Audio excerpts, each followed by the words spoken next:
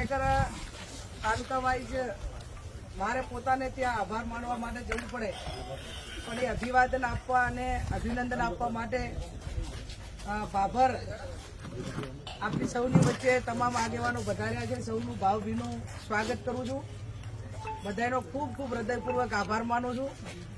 મા જગદંબા ભવાની માને પ્રાર્થના કરું કે જે ક્ષત્રિય સમાજનું ઋણ એ અમારા ઉપર છે, એ ઋણ ઉતારવાની મા જગદંબા અમને સૌને, જે અમારા બધા જવાબદાર આગેવાનો છે એને શક્તિ આપે. અને એક ગરીબ પરિવારની દીકરી છું, પણ જ્યારે જ્યાં પણ તમારે જરૂર પડશે ત્યાં કોઈ દાડો પીછેહટ નહીં કરું, એની આપ સૌની ખાતરી. આજે બનાસકાંઠાનું નામ રોશન એ બનાસકાંઠાના 18 આલમ 36 કોમ તમે બધાએ કર્યું છે.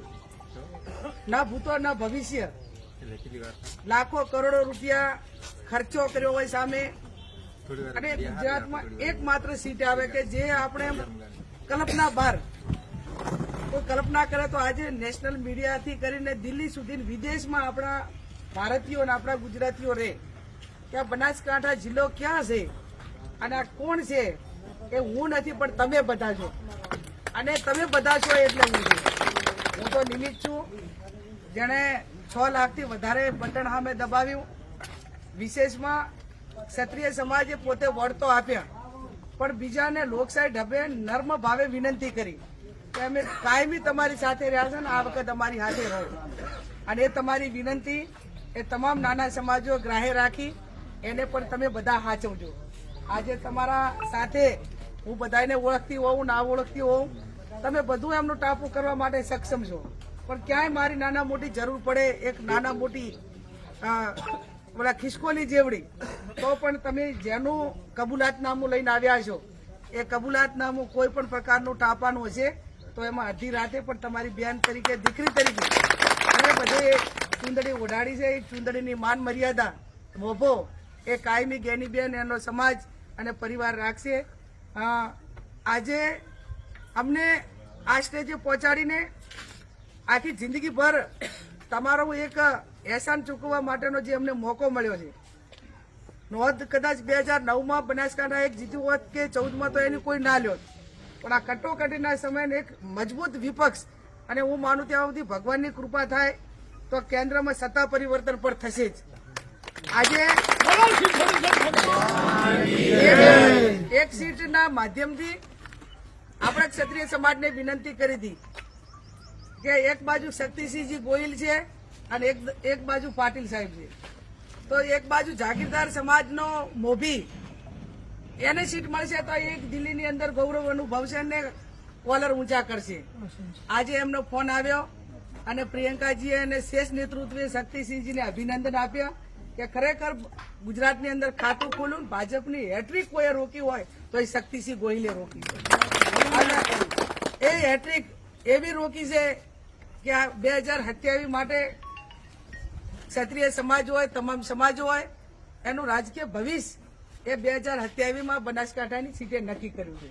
અને નક્કી કર્યું છે ત્યારે હવે ક્ષત્રિયની જે વ્યાખ્યા લાગે એમાં બધા એક રહેજો, એમાં વિભાજન ના કરતા. રાજપૂત હોય, ઠાકોર હોય, જાગીરદાર દરબારો હોય કે તે ક્ષત્રિયની વ્યાખ્યામાં આવે છે. આ તમે બધા એક થઈને જે નાના મોટી તમામ ચૂંટણીઓમાં, તમામ નાના મોટા કામોમાં, તમામ નાના મોટા પ્રકારના કોઈ ઇસ્યુમાં, કોઈ પણ નાના મોટા ધંધા રોજગારમાં આ બધા તમે એક રહેશો તો એમાં ખૂબ મોટો ફાયદો દરેક ક્ષેત્રની અંદર થશે. અને આ તમે આ 3-4 સમાજ એક રહો તો આજે ઇતર સમાજ તમારા નેજા હેઠળ કામ કરવા રહેવા માટે તૈયાર છે. પણ આપણે બધા એક ના હોઈએ તો એ બધું વેરવિખેર થઈ જાય છે. તો આવનાર સમયની અંદર નાના મોટા તમામ પ્રકારની અંદર જે ક્ષત્રિય સમાજે જે રીતે એકતા બતાવી એમ રાજપૂત સમાજ હોય, ઠાકોર સમાજ હોય, એ પણ આવનાર સમયની અંદર એને એક તાંતને આ નેજા હેઠળ રાખવા માટેની જરૂર છે. અને એમાં બધા આપણે પરિશ્રમ કરશું તો આજે આટલે આપણે જે દાડે મેદાનમાં ઉતર્યા ત્યારે આવી કલ્પના કરી નતા ઉતર્યા, પણ હિંમતે મરદા તો મદદે ખુદા. આપણને બધાને ખબર હતી કે સામે તમામ પ્રકારના સંસાધનો છે, પણ એ સંસાધનોને સામે પણ આપણે આ પરિણામ લાવવામાં સફળ રહ્યા છીએ. કેટલા પ્રકારના સંસાધનો, આ ભાજપ કોંગ્રેસની ચૂંટણી નથી, આ ચૂંટણી એ દેશના વડાપ્રધાન સામે, બેંક સામે, ડેરી સામે, વહીવટી તંત્ર સામે, તમામ પ્રકારના 2 નંબરના ધંધા કરવા વાળા સામે એક બાજુ ધનશક્તિ, એક બાજુ જનશક્તિ, સામેના સમાજના હાલે 8 ચૂંટણીઓનો અનુભવ, આટલું બનાસકાંઠા માટે વધારાના પડકાર હતા. ભાજપ કોંગ્રેસ તો હતું જ, પણ એના ઉપર મેં કીધા એટલા વધારે પડકારો હતા. અને આ તમામ પડકારો તમે ઝીલી અને મને ગૌરવભેર એક આ લોકસભાના સભ્ય તરીકે પ્રથમ વખત 62 વર્ષ પછી એક મહિલાને આવડું મોટું ગૌરવ અપાવ્યું હોય, અને એ પણ તમે મામેરું. હવે આ મામેરું એ ખૂબ મોટો મર્યાદાવાળો શબ્દ, અને આખા દેશની અંદર મામેરાની મીડિયાએ નોંધ લીધી. એટલે હું આપ સૌને ખાતરી આપું છું કે મારું મામેરું ભરવામાં તમામ સમાજે કંઈ બાકી રાખ્યું નથી. ક્ષત્રિય સમાજે ચૂંદડી ઓઢાડીને ધર્મની બહેન તરીકે જે એક ખૂબ મોટી ઇજ્જત આપી અને ખૂબ મોટું બહુમાન આપ્યું, ખૂબ મોટી મદદ કરી, એ બદલ આપ સૌનો ખૂબ ખૂબ હૃદયપૂર્વક આભાર માનું.